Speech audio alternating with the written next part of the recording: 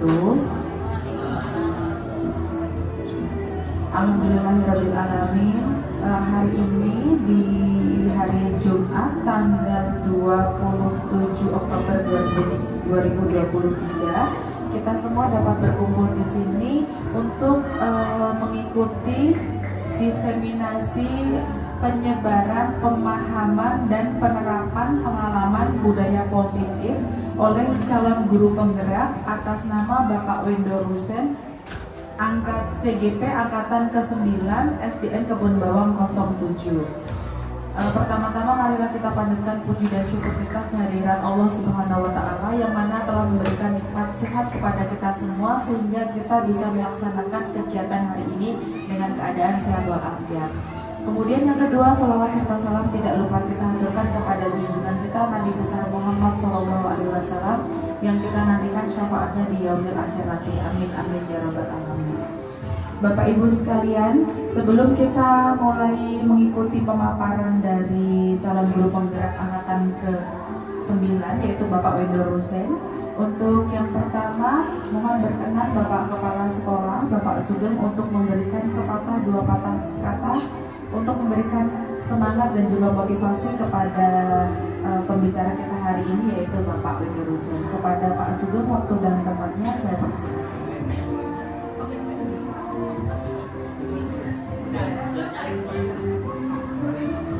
Baik Bapak Ibu, Bismillahirrahmanirrahim. Assalamualaikum warahmatullahi wabarakatuh.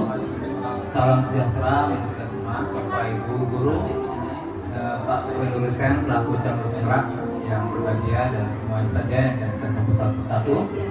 Pada hari ini kita bersyukur bisa berkumpul kembali dalam rangka diseminasi penyebaran pemahaman dan penerapan pengalaman budaya positif oleh CGP kita, CGP dari Guru Kebun Bawang 07 Bapak Wendo Rusen. Tepuk tangan dulu dong buat kita semua. Semangat saya sampaikan kepada Pak Wendo Rusen dan juga kemarin ya sore hari saya telah menerima beberapa ajuan. Tidak hanya Pak Wendo tapi juga ada Bu Lika, ada Pak Iqbal yang sudah jadi, kemudian kemarin ada Bu Hani, ada siapa lagi kemarin ya? Bu Eni, siapa lagi? Satu lagi Pak Dika ya. Mereka kemarin mengajukan ke saya untuk menjadi guru penggerak. Sekali lagi tepuk tangan buat kita semua. Nah, Bapak Ibu sekalian, CGP ini merupakan suatu proses yang lumayan agak panjang, 6 bulan Pak ya? 6 bulan untuk mencapai guru penggerak. Dan ini dikabarkan untuk CGP Angkatan ke-9 ini merupakan sebelum dari Angkatan 11, artinya 2 angkatan ya. Setelah Angkatan 11 mungkin untuk BBGP Yogyakarta itu akan ditutup, kemudian mungkin akan didirikan BBGP Jakarta DKI Jakarta. Oleh karena itu dengan penuh semangat kita sangat mendukung, kami sangat mendukung Bapak Ibu yang ingin mendaftarkan diri sebagai CGP Angkatan 11. Ya, mudah-mudahan program ini terus berjalan karena memang ini salah satu dari program Mas Nadiem Makarim. Dan mudah-mudahan oleh menteri berikutnya ketika nanti terjadi perubahan pimpinan di atas bisa melanjutkan ya, CGP ini menjadi suatu program yang berjenjang, artinya dilanjutkan oleh menteri seterusnya sesudahnya ya. Kita berharap begitu karena kemarin kalau memang menteri yang baru berganti haluan atau berganti program dan kita nggak tahu lah nasib CGP bagaimana ya, CGP ini gimana. Tapi kita tetap semangat walaupun ini di penghujung daripada pemerintahan Pak Jokowi akhir ini, mudah-mudahan kepemimpinan berikutnya akan dilanjutkan, diteruskan oleh menteri-menteri yang melanjutkan program ini. Sekali lagi saya ucapkan selamat kepada Pak Wendo dan yang lain-lain. Mudah-mudahan lulus dengan nilai yang baik dan semuanya lulus menjadi guru penggerak. Sehingga Kebun Bawang 07 dipenuhi oleh guru penggerak, semua kita bergerak, kepala sekolah bergerak, teknik bergerak, insya Allah menjadi sekolah yang maju. Ya, mungkin itu saja dapat saya sampaikan. Kurang lebihnya mohon maaf. Billahi taufiq wal hidayah. Wassalamualaikum warahmatullahi wabarakatuh.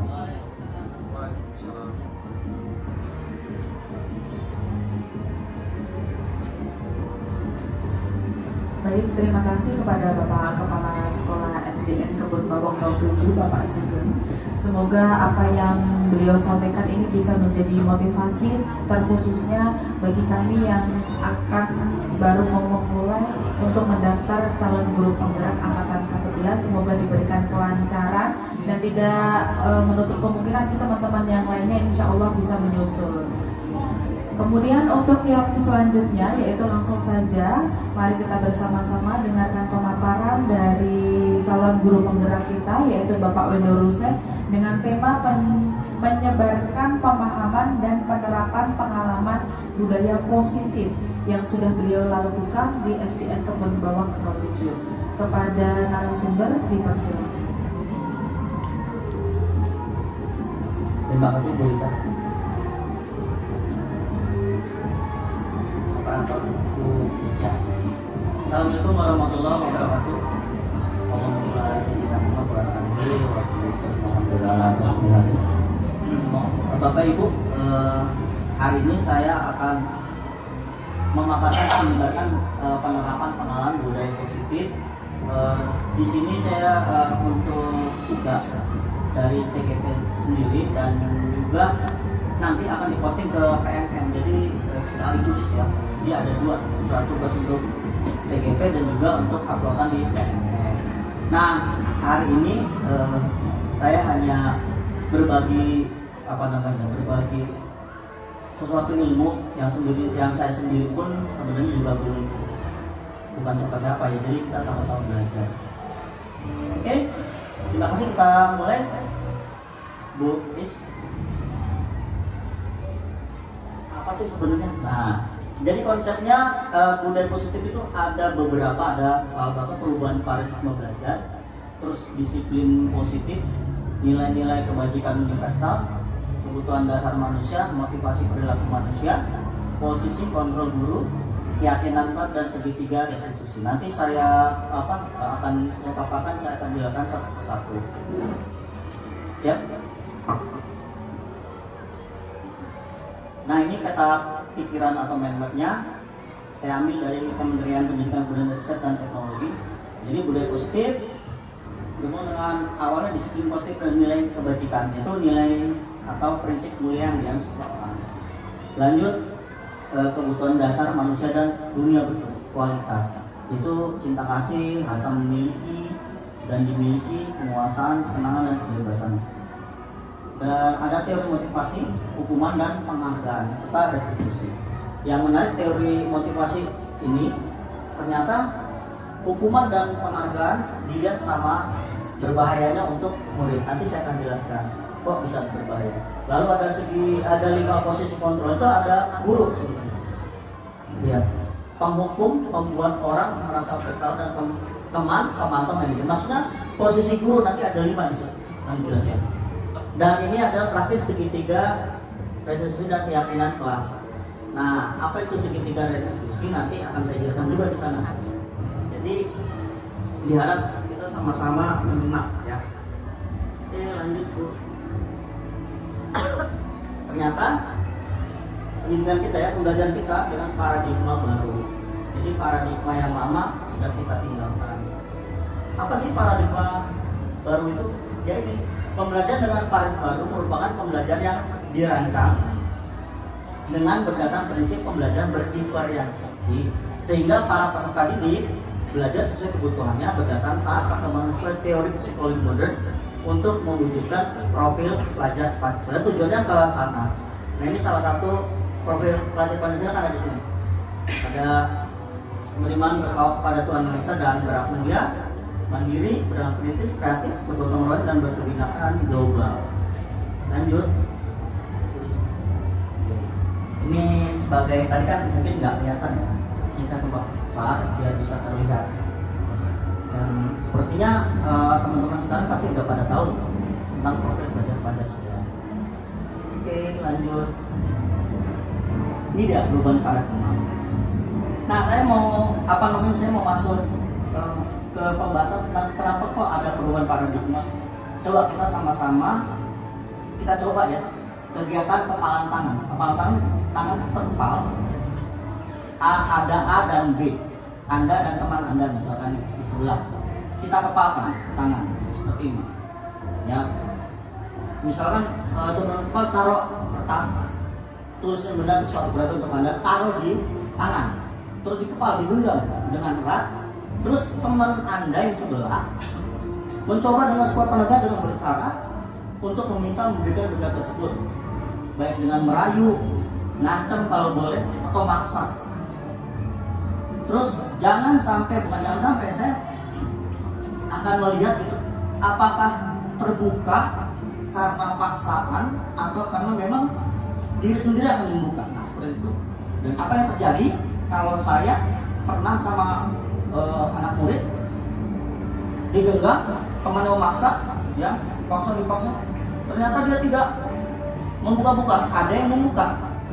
Ternyata ditanya motivasinya apa, saya nyerah aja, saya nyerah, mendingan saya buka. Ada bilang saya nggak mau nyerah, saya maunya saya genggam biar dia tidak bisa membuka dan tidak tahu apa yang saya tulis. Ternyata masalah membuka tangan atau menutup atau menggenggam tangan bukan dari paksaan dari luar, ternyata motifnya dari diri sendiri. Siapa yang akan membuka dan menutup itu adalah diri sendiri, yaitu kontrol diri, ya. Jadi bukan orang lain, berarti intinya kitalah yang menjadi pengontrolnya, diri sendiri. Seperti itu. Coba kalau coba nanti mungkin bisa deh, ya. Silakan lanjut. Lalu kita masuk ke miskonsepsi tentang teori kontrol. Nah, ternyata selama ini paradigma lama itu adalah ilusi bahwa guru mengontrol murid. Dulu saya akan kontrol murid sebagaimana caranya. Lalu ada ilusi bahwa semua penguatan positif efektif, dan ini penguatan positif maksudnya gini, memberi hadiah, ya, memberi reward, bahkan menghukum sekalipun ternyata dipikirnya bermanfaat, ternyata tidak sama sekali ada manfaat, ya. Lalu ada ilusi bahwa orang dewasa berhak memaksa. Kayak kita orang dewasa, kita kan mendidik anak-anak, ya, para anak-anak. Kita dewasa kita maksa, ternyata itu hanya sebuah ilusi. Bahkan ilusi bahwa kritik dan membuat rasa bersalah mampu menguatkan karakter juga benar. Misalkan kita panis dia salah, ternyata bukan tambah baik, bahkan itu jauh. Artinya ini adalah sebuah ilusi. Ada ilusi konsepsi tentang teori kontrol. Artinya semua orang yang akan mengontrol diri sendiri, bukan dipaksa dari luar, tapi dari diri sendiri. Lanjut please. Ada perubahan paradigma dari stimulus respon, stimulus itu rangsaan, ya, perangsaan, dan ke teori kontrol atau teori pilihan. Ini paradigma yang terbaru, ada teori pilihan. Siapa sebenarnya yang memiliki kontrol? Apakah orang lain? Apakah diri kita? Contohnya stimulus respon. Kita mencoba mengubah orang agar kita berpandang sama dengan dia, dengan kita. Ternyata teori kontrol pilihan, kita berusaha memahami pandangan orang yang tentang dunia.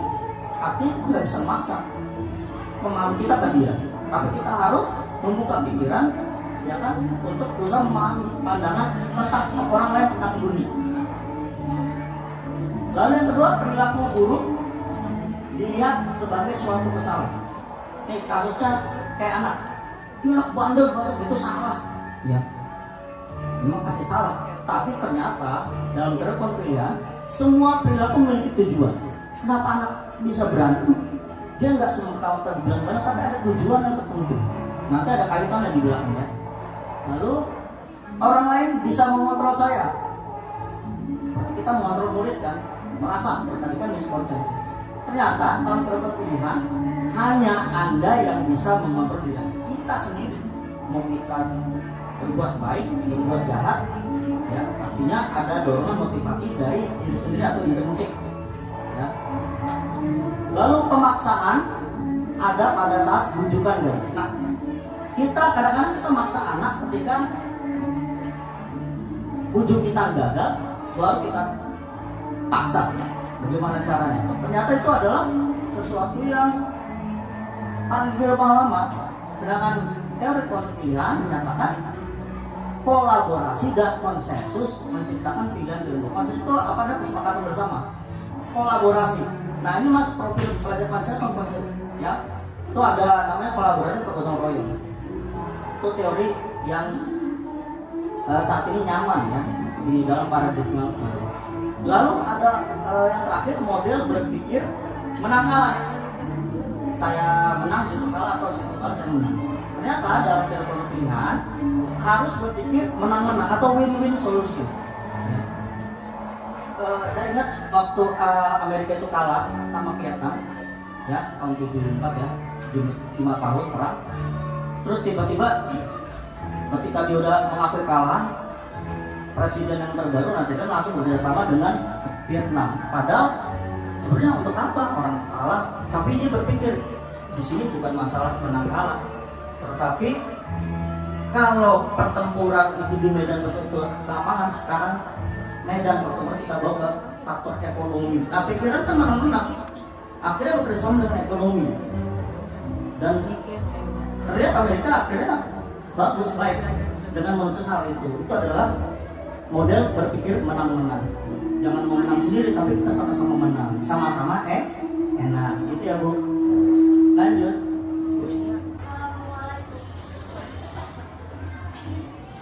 Sekarang kita masuk ke disiplin positif. Nah, Bapak Ibu, apa sih yang terpikir oleh Bapak Ibu tentang kata disiplin? Bu Denis, kira-kira apa disiplin? Apa yang terpikir? Rapi, rajin, Burona, tertib, Butia. Disiplin itu Ikut sesuai aturan, betul? Karena menyangkut aturan ya. Kawarta, disiplin, tepat waktu, Pak Agus. Apa Wan? Tepat waktu aja ya. Oke. Sekarang kita lihat disiplin positif. Coba, Buis, silakan. Nah, ternyata disiplin positif itu berasal dari kata disiplina, yang artinya belajar, dari bahasa Latin ya. Mengacu pada disiplin diri yang memiliki tanggung jawab terhadap apa yang dilakukan berdasarkan nilai-nilai yang diyakini. Lalu konteksnya disiplin positif merupakan salah satu cara penerapan disiplin yang bertujuan untuk menemukan kesadaran serta memberdayakan peserta didik tanpa imbalan atau penanganan ancaman atau hukuman. Ini berat. Memberdayakan peserta didik tanpa imbalan, penghargaan atau reward, ancaman atau hukuman. Saya pernah sih melakukan reward ya, misalkan 4 kali 5, kalau bisa saya kasih 5.000. Ternyata di sini di dalam penerapan ini disalahkan, tidak dibenarkan. Jadi sebagai pendidik tujuan kita adalah menciptakan peserta didik yang memiliki disiplin diri sehingga mereka berperilaku mengacu kepada nilai-nilai kebajikan universal atau kebajikan yang umum ya, seluruhnya ada, dan memiliki motivasi intrinsik. Intrinsik artinya dari dalam diri. Dalam perubahan perilaku ada yang lebih baik, bukan dipaksa dari luar, tetapi dalam dirinya sendiri. Oke, kita lanjut. Nilai-nilai kebajikan berhubungan dengan budaya positif, berhubungan dengan yang tadi kita bahas. Disiplin positif, coba. Nah, ini adalah nilai-nilai kebajikan. Nilai kebajikan itu adalah nilai yang disepakati bersama lepas dari suku, agama, budaya, bangsa, bahasa maupun latar belakang apapun orangnya. Jadi prinsip ini umum, universal, maksudnya seluruh dunia mengatakan hal sama. Kita harus baik kepada orang tua di seluruh dunia, sampai namanya suku terpedalam juga pasti menghormati orang tua, itu adalah adab. Jadi kita sepakat semuanya, tanpa harus agama apa, rasa apa, tapi tetap pasti kita meyakini hal itu adalah hal benar secara kebajikan di seluruh dunia. Nah, ada beberapa contoh nilai kebajikan institusi atau organisasi. Kalau Kemendikbudristek kan dia menunjukkan profil Pancasila. Di situ ada nilai kebajikan, contohnya beriman dan bertakwa pada Tuhan yang Maha Esa dan berakhlak mulia, berkebijakan global, gotong royong, mandiri, kreatif, dan benar kritis. Ada juga nih keterampilan hidup, life skill ini dari perusahaan lain ya. Dapat dipercaya, lurus hati, terus ya pendengar yang aktif, tidak menggunakan orang lain dan memberikan yang terbaik. Ada juga dari program kebajikan dari Ibu Primary Years Program atau PIP. Ada toleransi, rasa hormat, integritas, mandiri, empati, pengetahuan, kreativitas, kerjasama, strategi dan komitmen. Ini semua contoh-contoh nilai kebajikan yang semua orang pasti sepakat, ya, pasti sepakat dimanapun di seluruh dunia berada. Oke, lanjut. Nah, ini adalah kebutuhan dasar manusia. Apa sih kebutuhan dasar manusia? Makan. Apa lagi? Wajib. Keamanan, kesehatan, masuk nggak? Masuk. Pangan, papan, jangan sandang itu salah satunya. Itu dalam penjelasan ekonomi. Kalau misalkan ini psikologi, coba kita buka, guys. Nah, kebutuhan dasar manusia adalah kebutuhan dasar segala sesuatu yang kita lakukan untuk mendapatkan apa yang kita inginkan. Jadi kita inginkan bukan kebutuhan dasar. Seluruh yang kita lakukan memiliki tujuan tertentu dan semua usaha terbaik yang kita lakukan adalah dalam rangka agar kebutuhan dasar manusia tercapai dengan baik. Bila perlu melakukan kekerasan karena kebutuhan di tempat tertentu, tapi bukan di sini. Itu contohnya.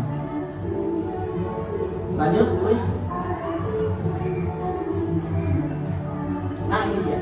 Ternyata ada 5 kebutuhan dasar manusia dihubungkan dengan kebutuhan di sekolah itu mendidik kita, anak-anak kita, ya. Salah satunya bertahan hidup, makan, tempat tinggal, pakaian, kesehatan, keamanan, sandang, papan, pangan, ya kan, untuk 3 pokok ya kebutuhan.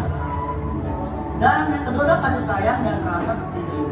Misalnya rasa terima, dipeduli berbagi, kerjasama, menjadi bagian dari kelompok. Ini anak-anak pasti membutuhkan rasa kasih sayang itu, karena kita memang mengajarkan anak kecil, kita orang dewasa yang mengajarkan anak kecil. Dan di sini penguasaan atau powerful kalau bahasa Inggrisnya itu tentang harga diri, keinginan untuk dianggap.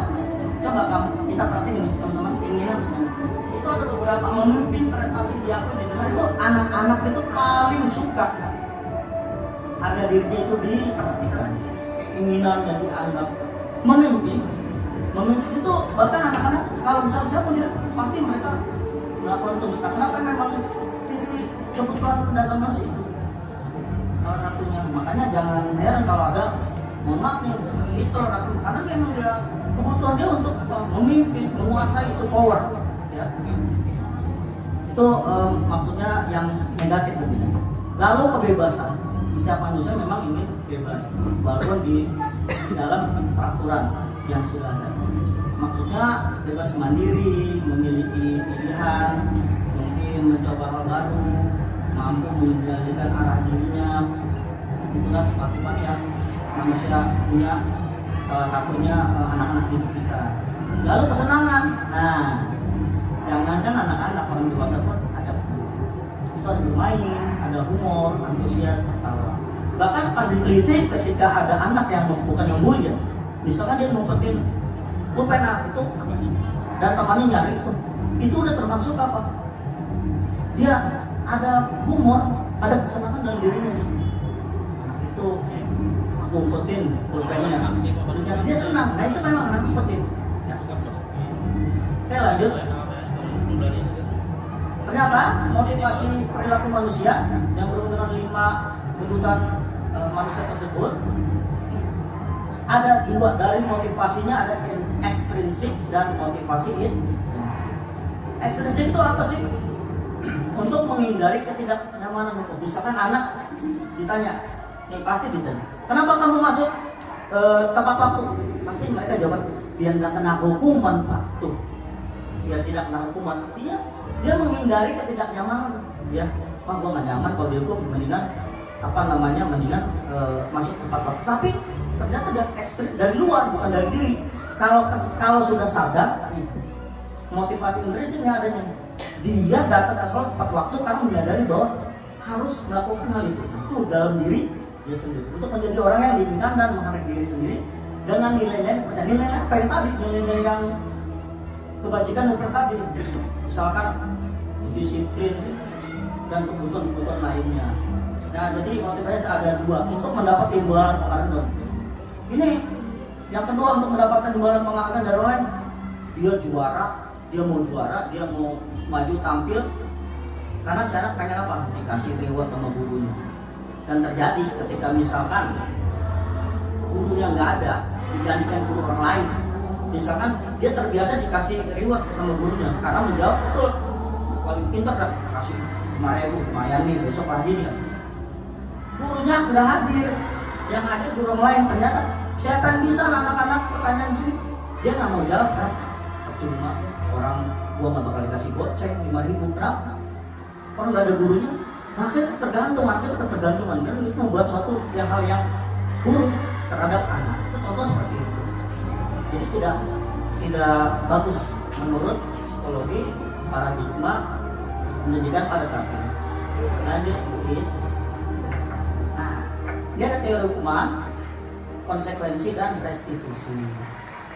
Hukuman biasanya tidak terencana atau tiba-tiba, murid tidak tahu apa yang terjadi, tidak dilibatkan. Bersifat satu arah, berupa hukuman fisik, psikis. Nggak ada ya waktu kita buat peraturan sekolah, misalnya anak-anak sudah dilibatkan. Nah, peraturan apa yang harus kita lakukan? Nggak ada. Kita kan memang satu, kita buat itu aturan-aturan. Dan kita mengharap bahwa anak itu harus taat pada peraturan. Kalau teori konsekuensi sama, sebenarnya dia masuk ke positif, tapi hukuman lebih ke tidak dibenarkan dalam dunia pendidikan pada saat ini. Konsekuensi terencana disepakati sesuai peraturan, tapi murid tetap dibuat tidak nyaman karena ada konsekuensi. Nih, kalau kamu telat, konsekuensinya kamu harus lari, akan begitu. Masih tetap tidak enak bagi murid-murid sendiri. Sikap guru selalu memonitor murid dia tiap hari. Mana yang anak itu sering terlambat, kita monitor aja. Akhirnya kerjaan kita nggak habis hanya untuk monitor masalah ini. Ya. Lalu ada restitusi, yaitu proses menciptakan kondisi bagi murid untuk memperbaiki kesalahan, yaitu proses kolaboratif yang mengajarkan murid untuk mencari solusi. Nah, ini sebenarnya intinya nanti berujung seperti ini. Lanjut, Buis.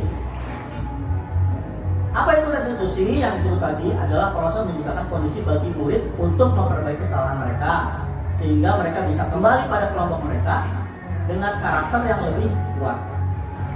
Restitusi juga merupakan proses kolaboratif atau kerjasama yang mengajarkan murid untuk mencari solusi untuk masalah mereka. Kerjasama dengan siapa? Kerjasama dengan guru, ya. Dan membantu murid berpikir tentang orang seperti apa yang mereka ingin menjadi tujuan kuliah dan bagaimana mereka harus memperhatikan orang lain. Ini dari seorang pakar yang punya dosen tahun 2004 ya. Silakan tulis, tapi jangan diklik ya. Nah, ini dia. Ada dua, akan menjadi identitas gagal dan identitas sukses. Identitas gagal itu hukuman dan konsekuensi masih di tengah-tengah, ya. Sedangkan restitusi adalah bagian yang paling dimaukan oleh misalkan kita selama ini mengajar. Nah, ini hukuman. Selalu sesuatu yang menyakitkan terjadi, pasti hukuman itu pasti menyakitkan. Kalau konsekuensinya sesuatu memang harus terjadi, itulah konsekuensi. Tetapi kalau restitusi merupakan pilihan. Jadi ditanya apakah perbuatan itu benar atau salah, anak akan menjawab iya Pak, salah. Terus kalau salah, bagaimana cara membetulkan? Nah, itu kembali anak. Jadi anak berpikir, membuat diri termasuk dirinya, dia membuat ide. Ya, oh iya, akhirnya dia sadar kalau memang salah, bukan kamu salah begini begitu. Ya, anak udah mati untuk itu ya, otaknya, pikirannya.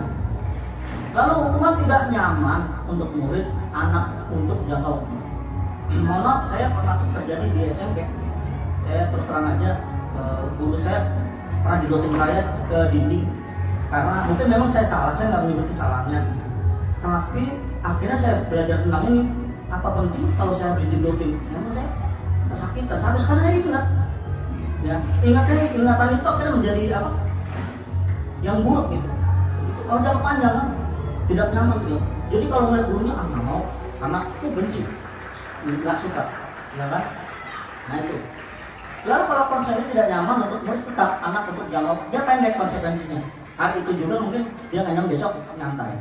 Lalu kalau restitusi justru menguatkan untuk murid anak dalam jangka waktu panjang. Jadi anak apa ya, diajarkan untuk mencari solusi dalam dirinya sendiri. Dan kalau terbawa sampai ke depan itu efeknya bagus. Kalau dia jadi guru, dia mungkin lebih bijaksana. Kalau dia jadi pemimpin, mungkin lebih bijaksana lagi. Itu yang diharapkan. Lalu ada korban. Kalau hukuman pasti ada korban. Kalau konsekuensi, korban bisa diabaikan. Apa yang dulu dah, ya kan? Nah kalau misal restitusi, korban mendapat ganti. Restitusi dari bahasa Inggris itu kan mengganti sebenarnya. Atau undang-undang misalkan dia melanggar hukum, terus dengan melanggar maunya apa? Hukumannya, oh yaudah hukumannya sosial aja, membantu orang miskin, kan ada tuh. Lalu murid anak tersakitin pada hukum, pasti tersakiti. Kalau konsekuensi, murid anak dibuat tidak nyaman tetap. Ya.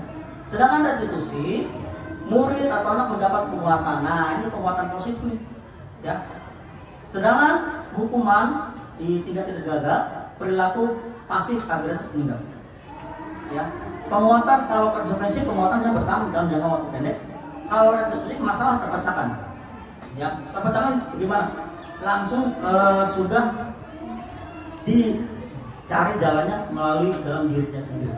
Ini perilaku pasif agresif meningkat ini teman-teman kan tahu ya, ada kejadian guguran di Celurit ya.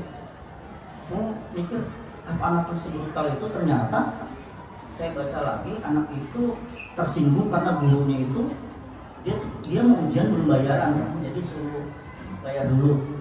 Terus rupanya guru itu mungkin nggak enak ngomongnya sama dia, dendam sakit hati. Nah itu cara sebenarnya dia pulang sakit hati gitu, Celurit. Artinya nggak serta-merta anak itu main celurit aja, walaupun tindakan itu nggak dibenarkan, saya juga nggak benar. Cuma apa pemicunya? Ternyata gurunya sendiri yang membuat sakit hati. Ternyata dia latar belakang dia tiap malam jual nasi goreng bantu bapaknya. Gak umum sedang mungkin orang yang kategori bukan orang menengah atau menengah ke bawah. Artinya banyak beban anaknya. Tiba-tiba di sekolah seharusnya sekolah itu nyaman, memberi dia masukan yang positif, gurunya malah berkata seperti itu. Akhirnya terjadi seperti itu. Ya, untuk ini saya juga, ini cuma sebuah kasus, saya bukan membela murid atau menyalahkan guru, tapi kan sudah terjadi seperti itu. Itu karena hukuman. Jagalah perkataan kita terhadap anak-anak kita. Lalu di dalam hukuman sistem tidak akan berjalan bila murid takut. Sistem apa yang tidak berjalan? Misalkan kalau tidak tepat waktu akan dihukum, misalkan lari 5 kali di lapangan. Sistem murid kan takut. Murid ini ingin gue masuk. Nah sistem sebenarnya nakut-nakutin, bukan dia berjalan sebenarnya. Ya. Terus kalau konsekuensinya apa? Harus monitoring dan supervisi teman. Anak yang telat besok datangin gimana, monitoring.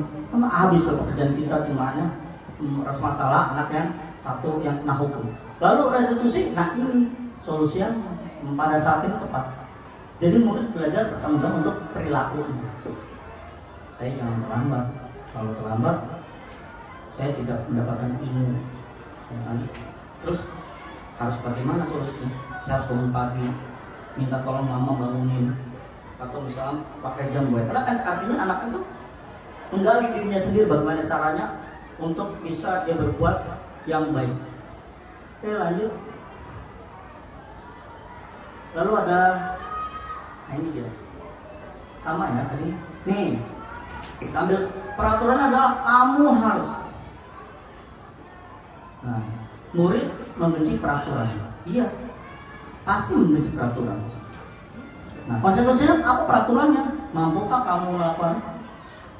Terima kasih. Terus murid anak menghormati, anak menghormati peraturan masih netral ya.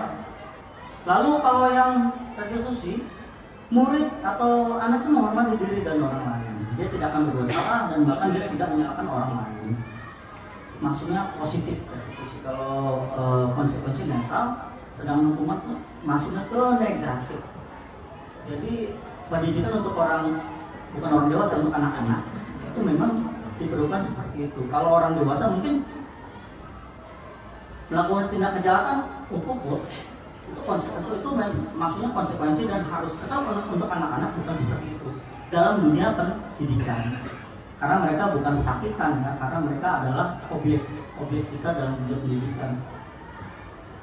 Lalu ada lagi gitu, awas kalau dilakukan lagi ya, nanti awas kamu. Nah, kayaknya saya sering juga sih ya. Saya akhirnya tahu setelah belajar dari sini, oh iya saya juga pernah salah. Ternyata tidak benar. Tapi itu kan paradigma lama. Yang baru positif, apakah lain yang langsung income? Nah ini ada pertanyaan dalam restitusi. Nanti ada videonya, kan? Videonya nanti bisa tahu, kita sama-sama nanti lihat bagaimana sih restitusi harus dijalankan. Oke, lanjut Bu Is. Nah ini terakhir ya, disado dari Dian Gosen, Restitution School Discipline. Ini teorinya udah tahun 1998. Kita baru sadar di 2021 kita yang namanya Merdeka Belajar dicanangkan 2021 ya. Dan orang di dunia lain sudah melakukan hal itu. Ya nggak apa-apa ketinggalan daripada tidak sama sekali. Dan mudah-mudahan kita bisa mengupgrade diri kita gitu, jadi guru yang benar-benar guru, bukan hanya guru sebagai profesional ya. Nah itu yang menarik, dibuat guru. Kalau hukuman dibuat guru menyakitkan, guru menjalani proses dengan menyalahkan, mengkritik, menyindir, merendahkan. Coba konsekuensinya dibuat oleh guru anak nih, konsekuensi besar ya. Kalau restitusi dibuat oleh murid, kita sama sekali guru tidak melakukan hal itu. Terus kita memfasilitasinya. Ya, gitu. Oke, kita kembali ke 5 posisi kontrol guru. Nah, ini paling menarik nih. Mau di posisi manakah kita? Ada 5, nanti pikir sendiri. Dan ternyata bukan hanya posisi kontrol guru, bukan hanya untuk kita sebagai guru, tapi untuk sebagai orang tua bisa nih di sini kita terapkan. Lanjut tulis. Oke, nah 5 posisinya yang tadi kita sebutkan hukum. Hukum pasti Bapak Ibu udah tahu nih. Kalau hukum kamu ciri-ciri gimana? Mata melotot, apalagi jutek, galak, ya kan, begini, kamu pasti salah betul. Terus ada pembuat merasa bersalah. Ini unik. Dia itu seperti ngomongnya datar, tapi kalau anak, bersalahnya minta ampun. Kamu sebenarnya sih begini, tapi kamu, itu tetap aja membuat dia bersalah. Jadi anak ujung-ujungnya tetap salah. Lalu ada posisi yang ketiga, itu posisi kontrol guru yang teman, menjadi teman. Teman itu begini. Jadi kita memposisikan anak muda kayak teman.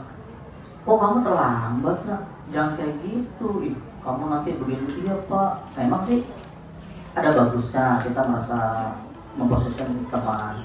Cuma nanti anak itu bergantung pada kita. Pas dia terlambat, dia nyari kita, bukan nyari yang lain kan. Itu kan nggak benar. Itu sama-sama. Nanti Pak Guru kasih tahu kamu. Nah itu kan posisi teman. Saya merasa pernah melakukan hal itu ya. Mungkin setiap guru pasti merasakan. Mungkin 5 kontrol itu mungkin bisa jadi kita semua melakukan hal itu, cuma kita nggak sadar. Ternyata teorinya ada, ya. Nih memantau, melihatin ada itu. Oh, jadi anak itu bersalah, dicek di segala macam, yang dipantau sama dia. Kalau pokoknya gitu. Jadi pemantau, ya. Yang diharapkan setiap guru menjadi seorang manajer manajer bagi dirinya juga membuat manajer untuk anak didiknya sendiri, untuk memanage dia dan kita. Manajer dan ini manajernya paling tepat dan harus dilakukan setiap guru. Makanya untuk ini saya share biar kita semua seperti manajer, ya.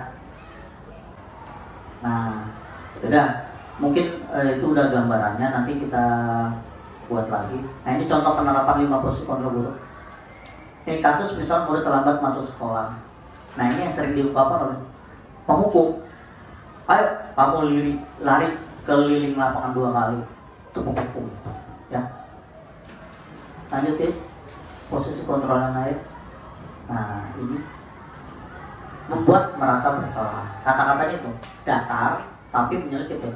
Berapa kali Bapak Ibu katakan kepadamu, tapi kamu tetap saja mengajar Bapak Ibu. Nah, itu anak merasanya bersalah, minta ampun, ya kan, merasa benar-benar salah seperti itu. Nah, lanjut yang ketiga. Nah, ini yang saya ceritakan.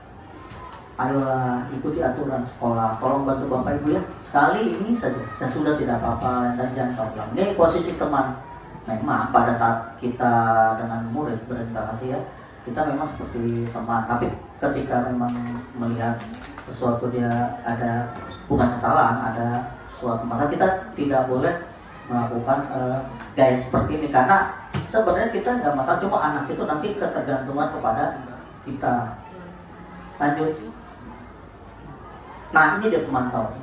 Kamu sudah melanggar peraturan sekolah, kamu tahu konsekuensinya. Nah, setelah ini kamu harus membuat surat perjanjian agar tidak terlambat dan tidak mengulangi kembali. Itu pemantau, ya, pemantau. Lanjut guys. Nah, ini adalah yang diharapkan. Setiap guru harus menjadi manajer. Apakah kamu tahu kesalahanmu? Nah, anak jawab, ya Pak. Kira-kira kamu sudah melanggar keyakinan kelas yang mana? Nah, ini, ya. Bagaimana kamu perlu kesalahanmu? Ini seorang manajer seperti itu. Kayak di pabrik, manajer juga nggak langsung dimarah-marah, tapi kan seperti ini. Nah, diharapkan posisi manajer ini ada di dalam diri kita semua sebagai seorang guru, karena memang tepat, sudah tepat, ya. Oke, lanjut guys. Sekarang saya mengadakan kuis, ya. Kuis jangan klik ya. Saya pengen tahu nih Bu Rona, kalau ada yang saya kecewa sekali lagi dengan kamu, itu posisinya 5 posisi yang mana? Posisi kontrol yang mana? Silakan Bu. Ini boleh dimakan. Silakan. Bu Kiki, apa dia pemantau, apa dia manajer, pembuat merasa bersalah, pembuat merasa bersalah? Benar nih? Oke, kita kunci ya. Klik. Nah, Bu Is, coba kita klik. Yang ada tulisan klik here. Pembuat merasa bersalah. Udah masuk ya, langsung. Oke, mantap. Mantap Bu. Oke, kembali klik here lagi. Biar kita balik. Dia akan balik. Nah, Pak Dika, kalau ada gurunya kamu tidak benar melakukannya, posisi apa sih?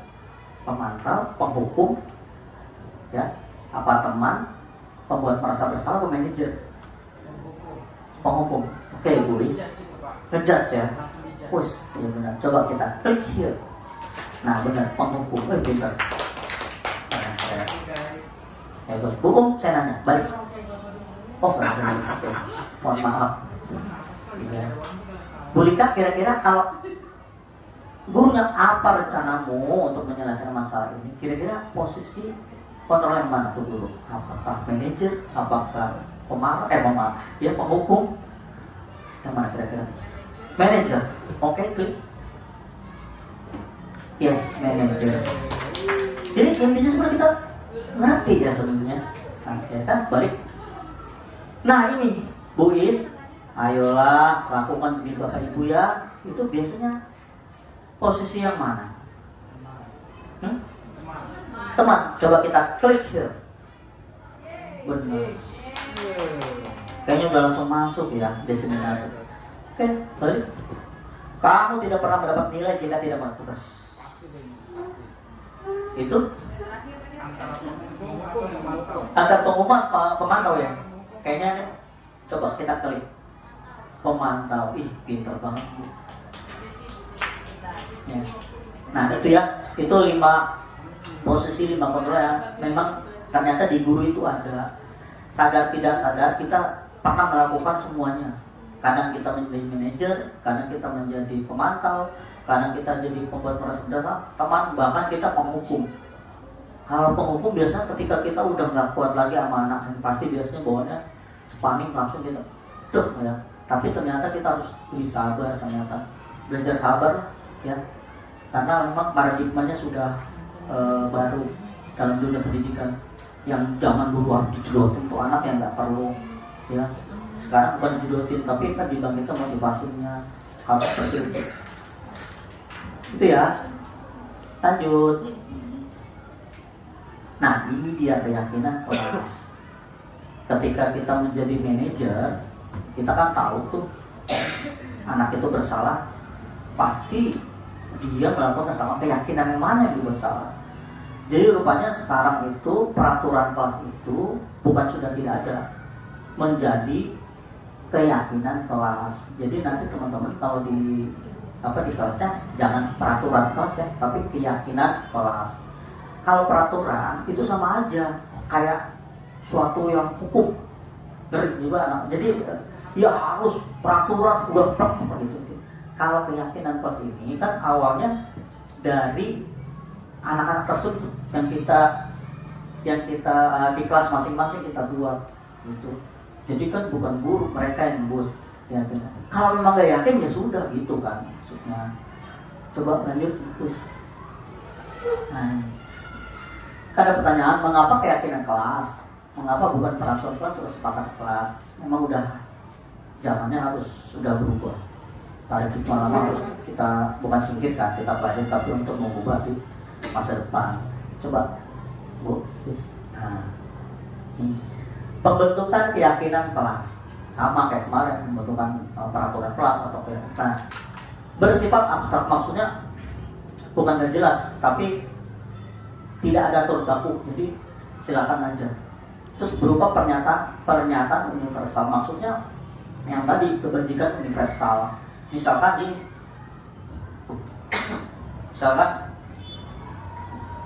anak-anak menuliskan tidak boleh terlambat. Dalam membuat keyakinan kelas tidak ada kata yang negatif. Kalau tidak itu berarti nggak boleh. Diubah. Masuk tepat waktu. Tuh. Ya, masuk tepat waktu. Jangan ada kata-kata yang negatif. Masuk tepat waktu. Nah, masuk tepat waktu kebajikannya apa? Apa nilai universal dari sana masuk tepat waktu? Berarti disiplin. Jadi di kelas itu ada keyakinan kelas hanya 3 atau 5 nggak masalah. Nggak usah berderet panjang. Ada 17, 12 ini itu nggak perlu. Ada 3 aja, disiplin. Terus menghormati orang lain. Misalkan ketika anak berantem, kita tanya, karena kita udah membuat kan keyakinan kelas, kenapa kamu berantem itu kamu berarti melanggar apa? Keyakinan kelas mana? Menghormati orang lain Pak. Nah, nggak perlu ada dilarang berantem, dilarang ribut ya. Nah seperti itu. Saya bisa kalau memang kita mau buat di kelas saya bisa mendampingi. Ya. Sesuai dengan kondisi kelas dan sekolah sehingga mudah diterapkan. Dilibatkan saat membuat keyakinan. Kalau dilibatkan anak-anak dilibatkan. Jadi bukan dari kita, dari anak-anak itu sendiri. Ya. Jadi kondisi kelas itu maksudnya kalau dia kelas 1 mungkin gurunya itu memang karena kan mau belajar harus memang langsung turun ya, karena kan anak masih pemikiran masih belum terlalu seperti anak kelas 4, 5, 6 atau 3 sekalipun ya. Seperti itu. Ini gambar anak-anak saya gitu. Lanjut, guys. Lanjut lagi. Segitiga restitusi. Tadi kalau ada yang nanya, Pak, segitiga restitusi apa? Nah itu tadi kalau kita pencet nanti akan kembali ke penjelasannya. Nah ini dia suatu proses dialog yang dijalankan guru agar dapat menghasilkan murid yang mandiri dan bertanggung jawab. Ini segitiganya. Awalnya dari mana dulu? Apakah harus dari validasi tindakan atau menstabilkan atau menanyakan keyakinan? Coba Buis kita. Nah, pertama menstabilkan identitas. Jadi gini, berdasarkan prinsip, membuat kesalahan adalah bagian dari proses belajar. Jadi anak salah ternyata selain masa kriminal beda ya. Kalau memang kayak misalnya anak SD atau SMK yang bisa tahu beda. Nah ini kesalahan, misalkan dia berantem sama temannya, artinya dia berbuat salah, tapi itu ada proses belajar, bukan dianggap suatu keburukan, tapi itu proses pembelajaran. Pertanyaan sebenarnya, berbuat salah itu wajar. Tidak ada manusia yang sempurna. Bapak Ibu juga pernah melakukan kesalahan. Bapak Ibu tidak mau mencari siapa yang salah, tapi ingin mencari solusi dari masalah ini. Kamu berhak merasa begitu. Jadi ketika anak itu berantem, kita nggak langsung kita marah, tetapi kita ajak dia berdialog. Terus kata-kata ini magic ya. Jadi anak-anak itu seperti diayomi seperti itu. Nah itu adalah menstabilkan identitas. Apa sih masalahnya dari sini? Dan yang kedua, tulis validasi tindakan yang salah. Nah berdasarkan setiap perilaku berupaya memenuhi suatu kebutuhan tertentu dan 5 kebutuhan tadi kan. Jadi apa pertanyaan? Kamu melakukannya karena mempertahankan sesuatu yang penting bagimu. Boleh juga. Contohnya kamu patut bangga karena telah melindungi sesuatu yang penting bagimu. Nah, padahal kamu bisa melakukan hal buruk dari kamu pasti punya alasan mengapa hal ini kamu lakukan. Kita coba deh sama anak muda sudah kayak kita ngomongin. Saya pernah nyoba, akhirnya iya ternyata teori-teori ini di praktek itu ternyata memang bagus, baik dan itu, dan betul-betul ternyata kayak seperti ada solusi dan hal baru untuk kita ya.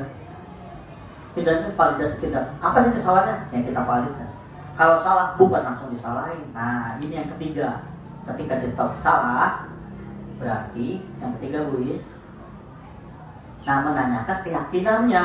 Keyakinannya mah keyakinan kelas tadi yang kita sepakat telah buat. Berdasarkan prinsip teori kontrol bahwa pada dasarnya kita termotivasi secara intrinsik. Kita ya termotivasi secara intrinsik. Pada dasarnya dalam diri kita ada dorongan dari dalam diri, bukan dari paksaan orang lain. Yang teori yang tadi menutup menggenggam tangan kan kita yang mengontrol kita sendiri, bukan orang lain, walaupun orang maksa ya.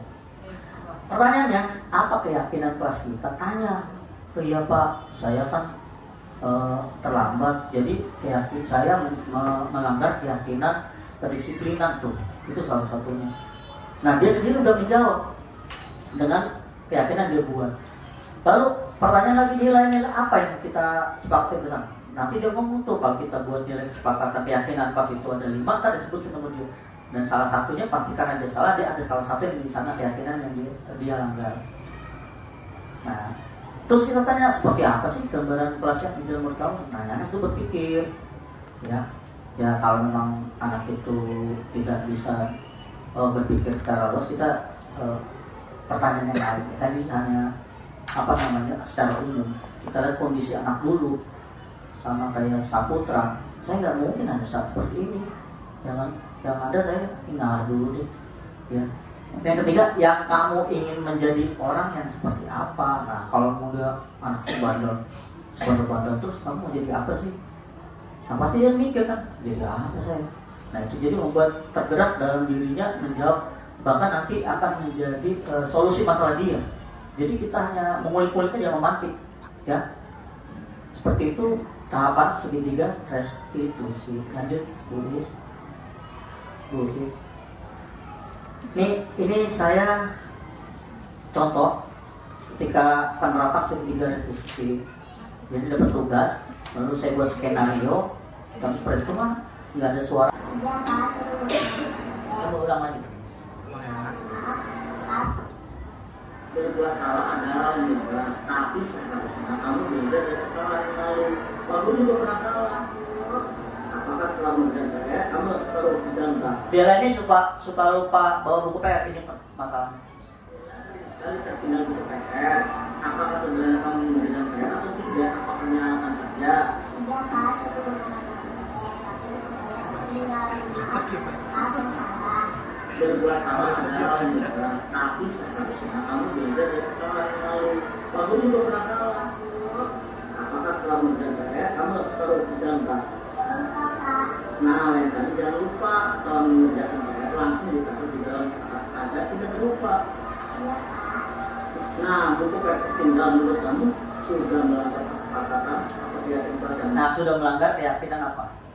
Dia bilang disiplin, Pak. Gimana caranya tidak melanggar keyakinan kelas karena tidak buku karena Saya harus ingat untuk menaruh buku PS setelah mengerjakan PS. Bila perlu saya bisa lagi ke saya agar yakin tidak ingin tertinggal. nah itu buat mantap. Nah, artinya si murid saya sendiri pas saya tanya gimana caranya kalau misalkan dia dapat dengan buku PS, dia akhirnya mengeluarkan pendapat dia. Dia akhirnya solusi itu ada di diri dia, bukan di mana-mana. Bukan saya harus langsung ngomongin begini, itu nggak ada solusi ya. Nah, seperti itulah contoh dari penerapan segitiga restitusi. Kalau nanti teman-teman misalkan kawan-kawan ada misalnya kita coba-coba nggak apa-apa, nanti saya mendampingi ya kan, yang namanya kerjasama ya. Oke, lanjut. Dan ini penutup. Dalam menerapkan program disiplin positif, hendaknya guru memiliki standar kepribadian profesional dan sosial yang baik, di mana guru dapat mampu merefleksikan dirinya dan posisi kontrol saat ini. Bagaimana perjalanan diri sebagai among atau manajer yang menuntun murid-muridnya menjadi insan yang mandiri, merdeka, dan bertanggung jawab. Ini standar nasional pendidikan ya, masuk ke dalam pribadi profesional pedagogik ya, seperti itu. Oke, mungkin itu saja dari paparan dari saya. Untuk selanjutnya yang menutup MC. Terima kasih.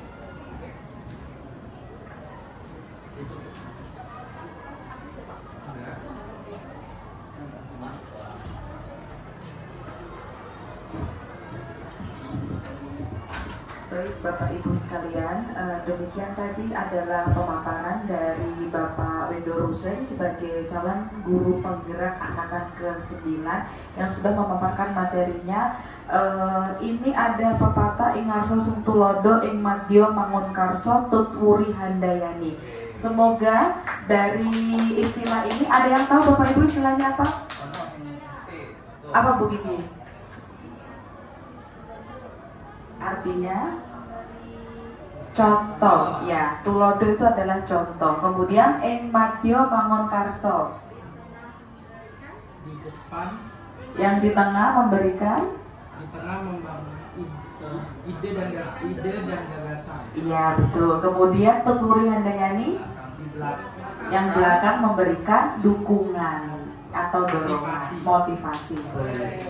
Ya, semoga pemaparan yang disampaikan tadi itu bisa menambahkan wawasan kita mengenai tadi ada punishment, kemudian reward, kemudian ada juga membuat siswa merasa bersalah, kemudian ada kesepakatan kelas dan lain sebagainya. Kami sebagai guru terus terang merasa terbantu dan juga mendapatkan ilmu baru Pak dari penjelasan. Ibu, saya selaku moderator di hari ini, acara hari ini, mohon maaf apabila dalam menyampaikan dan juga memandu acara di hari ini masih banyak kekurangan. Mohon dibukakan pintu maaf yang selebar-lebarnya apabila ada kesalahan dan juga tutur kata yang kurang berkenan di hati Bapak Ibu sekalian. Akhir kata, wabillahi taufiq wal hidayah. Wassalamualaikum warahmatullahi wabarakatuh.